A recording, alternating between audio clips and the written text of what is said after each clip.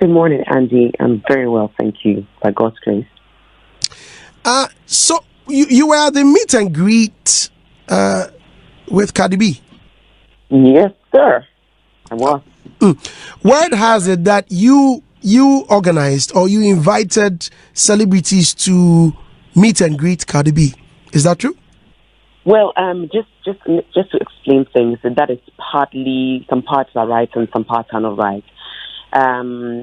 So the part that is right was that I know, because I'm a performing artist on that bill, was that there was 3 sessions. The first one was at 1 p.m. for the media.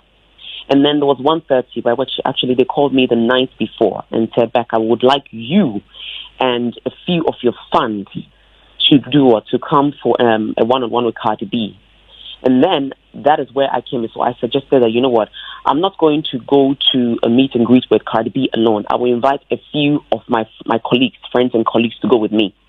And so I told the organizers, and then I hit a few of my friends up that same night, my colleagues, especially in the music industry, music particularly, and 1 or 2 on-air personalities, who are all female. So I hit them up and I said, you know, there's a meet and greet. There's supposed to be a one-on-one with me and Cardi B. And so it's going to be a one-on-one with me and with Cardi B and my friends. So I called them, and there were a handful of people that I invited. And so, yes, I called them to come. And I know at 2 p.m. was for sponsors. And so I was called to do this. And I invited a few of my colleagues to come along with me, because I felt like it was appropriate for me to do that. You know, it was going to be fun for all the girls to meet together and meet her. And so, and not just me. We have passed that stage where you want to be selfish with certain things. And so that is how I invited some of my colleagues. Not everybody, just to clarify things, not everybody that was there, even some of the female celebrities, did I invite. Some of them I was shocked to even see there personally. You know, I didn't. Yes, that means other people had hit other people up. In fact, some of the people, when I had already, 1 or 2 of them, when I already said, "Oh, yo, what are you doing tomorrow?" "Oh, they just called me at 10 p.m. I have a one-on-one with Cardi. Are you free? Come along. Yeah, let's all go and meet. Let's go and, you know, do this together." Had already said, "Oh, we already been invited," which means some people had already hit them up. I don't know who, but some people had already said, "Oh, that's fine." But the people that I invited were my colleagues in the music industry and a few personalities, online personalities that I thought, you know, would be good to share, you know, to do this thing with, you know, not just me. So that was exactly what it was. Now, although I don't have too much time, Yes, do you mind mentioning names of people you personally invited? Oh, mostly the artists, you know. So if you saw the female artists there, I invited them. You know, some especially artists, not the actresses, and I invited most of the artists, the female artists. So most of the female artists that were there, which was you could see them. You know, of course, Eno was on the bill, so I called the musicians. When I say artists, I mean musicians. I call them. You know, and then of course I invited 1 or 2 people that I was close with. You know. So if you were told to bring or invite few friends, just as you did, how come you were also disappointed? Because obviously, when you got there, she wasn't ready to meet you. Absolutely. So I was also disappointed, and that is a good thing for you to say, because I wasn't the only. I was in the room with everybody else waiting. So it wasn't just any other person that was waiting. I was also in the room with them, and I was equally disappointed. So disappointed asking, I felt like, oh, why are we've been here so low? They gave us 1:30, but apparently there was a huge communication gap, because if anybody knows me, Andy, I'm not the sort to judge people. I'm very critical when it comes to that, and I always tell people that I always try as much as possible to look at the positive side of things. I was there wondering the same thing that everybody else was wondering, like, why is she not out? What's happening? You know? And then I got to know after everything that, oh, her manager wasn't even around to brief her, because they came on 2 separate flights. And so she was oblivious of whatever was happening. And it's because I was a performing artist and I was in the hotel, because everyone that was performing was in the hotel. We all lodged there. So some of us later on got the privilege of getting to know that, oh, so she wasn't even aware that the meet and greet was coming on, because her manager hadn't briefed her. So wait, if the manager, guys, please, excuse me, if the manager hadn't briefed her, Who invited you then? Because I know it's the manager's job. Live Sport invited me. Live Sport invited me to come for one, and that was even the night before, the day before, the evening. So it wasn't something that I knew weeks ago. I just knew it the night before. Now, when you were disappointed, did you contact any of the people from Live Sport? Yes, I did. We were all in and their hall. Response? Yeah, and they responded. And one of them, who was Gary, who is, the creative director, came downstairs. When I came there, some of my guests were there. Some of them had left, had gone outside. I called them; they were already around the hotel. And so I went upstairs and I addressed it, and I said to him that, we've been waiting for a while now. I mean, Ghanaians are conservative, we're respectful, so most of us waited, a while, because we understand that she might have gone out and she would have been tired. So, we waited. And so I went upstairs and I addressed it, and he came downstairs with me, Gary. And so if people were in there, as some of the media guys were there, he addressed that, listen, there was a situation that we're handling, and made them aware and apologized. And so some of the girls were not even there at that time. So how it was addressed. So how did she make it up to you? How soon did she get closer? I heard she was there for hours.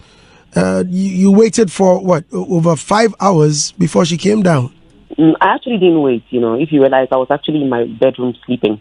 Then they called me because I was already lodging at the hotel, so it was easy for me to I was in my hotel, so it basically felt like I left, just like every other person left. The only thing is I was in the hotel, and others were not there, and I was there because I was the performing artist. Every other person was also there, So I didn't wait, and I think that in life, if you are going for something, it's normal that if you can't wait, you just leave. And I decided to leave at a certain point, and so did my colleagues. And after I spoke to one or two of them, we decided that we're all going to leave and go and probably come back later to watch the show.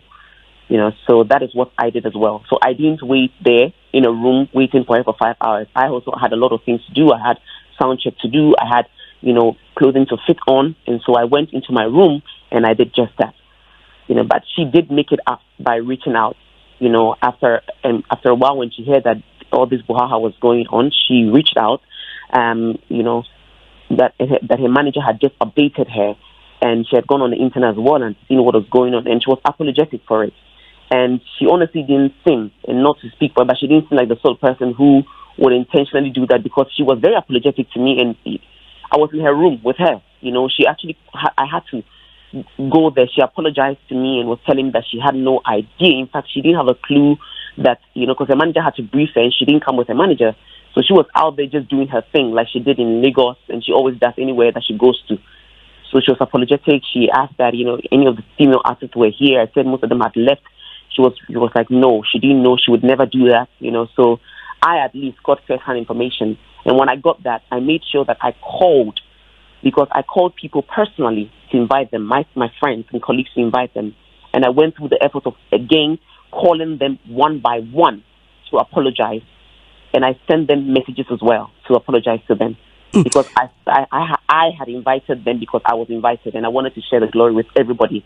And it was the people that I invited were not more than 6 or 7, honestly. Now, after the meet and greet, yes, well, some celebrities took to social media to troll people or celebrities who had gone there to meet with Cardi B. Yeah. Were you affected? Andy, I think you should know me by now. I am the sort of person that, first of all, I don't pay a lot of attention to social media. I understand how hurt people would be naturally, because, we all went there in good faith.